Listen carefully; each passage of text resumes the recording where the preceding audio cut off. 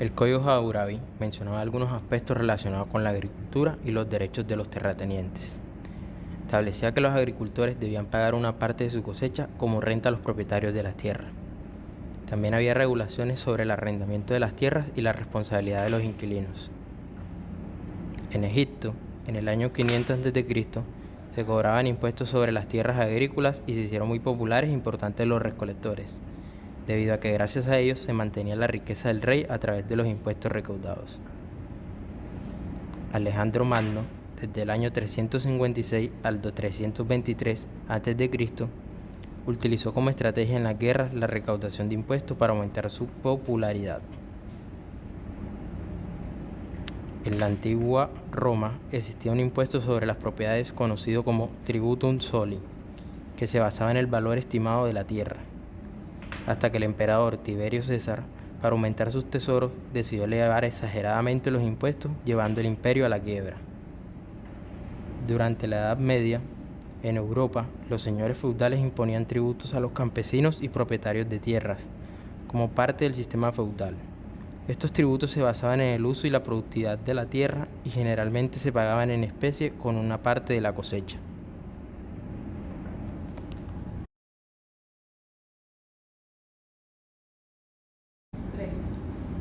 En Colombia, el impuesto predial se remonta a la época de la colonia española.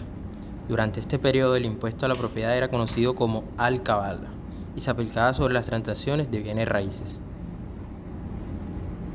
En 1843 se promulgó el Código Municipal de la Nueva Granada, que establecía las bases para la administración y recaudación de los impuestos municipales, incluyendo el impuesto predial.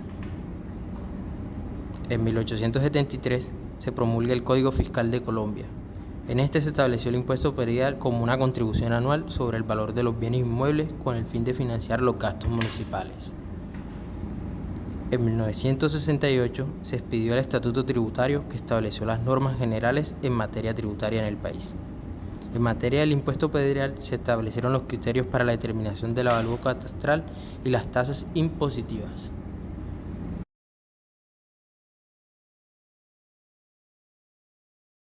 En un mundo paralelo llamado tributario, la pareja municipio e impuesto predial se reunieron con sus potenciales clientes, los hermanos persona natural y jurídica, en un viejo bar popular en el momento. Municipio estaba contándoles de sus negocios entre él e impuesto predial, donde manifiesta: Predio realmente constituye una de mis principales rentas. A lo que responde persona natural, algo desconcertado. ¿Y eso cómo es? Municipio les comenta: Acá mi compañera, impuesto predial, cobra la sola existencia de un predio, es decir, el deudor siempre será el predio, y yo lo liquido mediante una cuenta de cobro. Sí, entiendo, pero como tal, ¿quién lo paga? Lo puede pagar ya sea el propietario, el poseedor o el usufructuario. ¿Y cómo saben cuánto cobrarles? Es proporcional al avalúo catastral del predio. Después de una larga conversación especificando todos los detalles del negocio, de sus beneficios sociales, como que el 10% debe estar destinado a un fondo de habitación de vivienda de estratos bajos y que asimismo pueden cobrar tarifas altas para desincentivar las actividades de determinados predios, los clientes convencidos deciden cerrar el negocio, no sin antes preguntar: ¿Y pagar el impuesto en qué nos beneficia? Nos beneficia en el hecho que es muy interesante que según el artículo 263 del Estatuto Tributario, implícitamente menciona que es el contribuyente el dueño del predio. Ahora sí que nos convenció.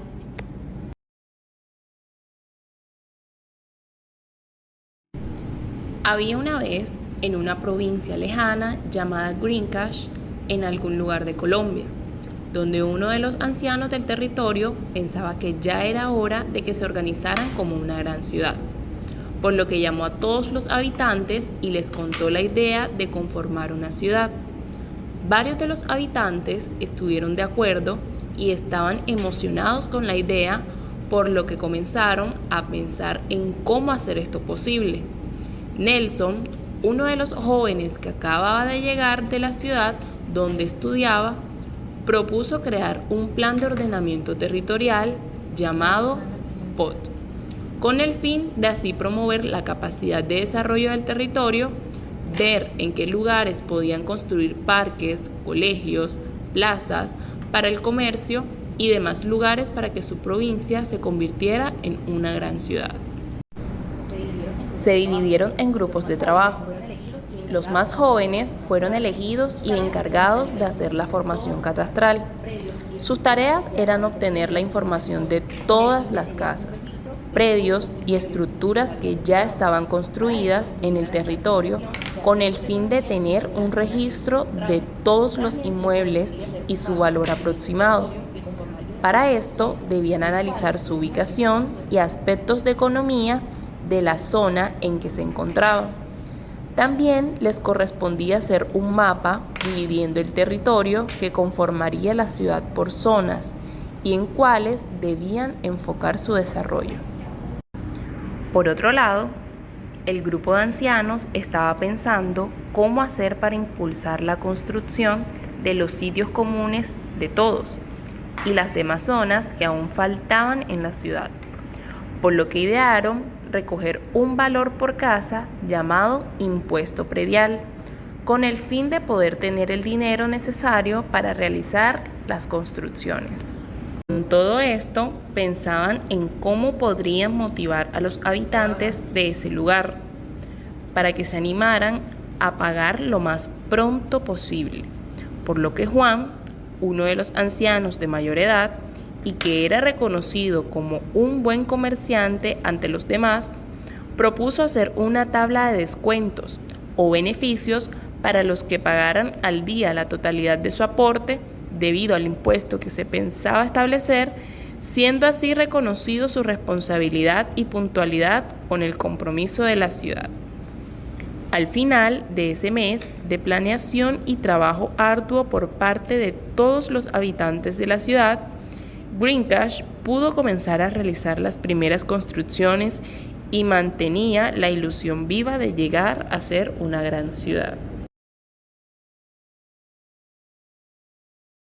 Había una vez, en el país de Nunca Jamás, 4 aldeas que cada una tenía sus propias peculiaridades, pero había algo que todas tenían en común.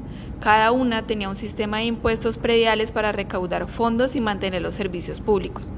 Los representantes de cada aldea decidieron comparar cuánto se pagaba en impuesto predial de cada una. Esto porque se dieron cuenta que aunque estaban en un mismo país, sus condiciones económicas y la forma en que vivían sus ciudadanos eran diferentes. A la semana siguiente, convocaron a los ciudadanos y les pidieron que trajeran sus recibos de pago para hacer la comparación. Para poder realizar esta comparación, se debe analizar la estructura y tarifas del impuesto predial en cada aldea, considerando aspectos como la base gravable, las exenciones y deducciones, así como la tasa de gravamen. De esta manera, se podría determinar cuál de estas aldeas tiene una carga tributaria más alta o baja en términos de impuesto predial. En cuanto a la potestad tributaria, cada aldea tiene autonomía para establecer sus propios tributos y tarifas, siempre y cuando respeten el marco legal establecido por la Constitución y las leyes. Por lo tanto, la evaluación de la competitividad tributaria entre estas aldeas dependerá de la comparación de sus impuestos y tasas, así como de otros indicadores económicos y fiscales. Los representantes iniciaron la comparación con Santa Marta, donde los ciudadanos presentaron sus recibos. El representante los revisó y notó que el promedio de pago era de 500,000 pesos al año. No era el más alto, pero tampoco era el más bajo. Además de esto, se dieron cuenta que esta aldea ofrece un descuento por pago anticipado que no está presente en las demás aldeas. Luego, miraron los recibos de Bogotá y se encontraron con sorpresas.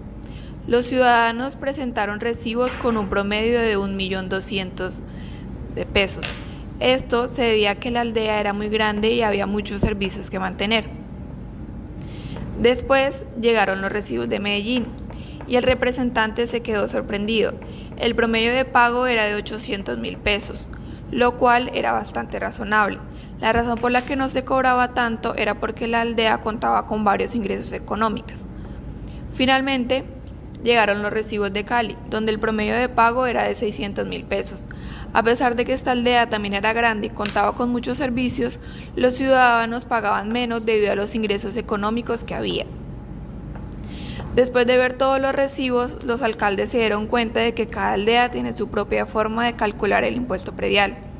Aunque todas las aldeas tenían que recaudar dinero para mantener los servicios públicos, cada una lo hacía de forma diferente, y estas varían según la aldea y la situación económica de cada contribuyente, por lo que es importante analizar estos factores para determinar la competitividad tributaria de cada aldea en términos de impuesto predial.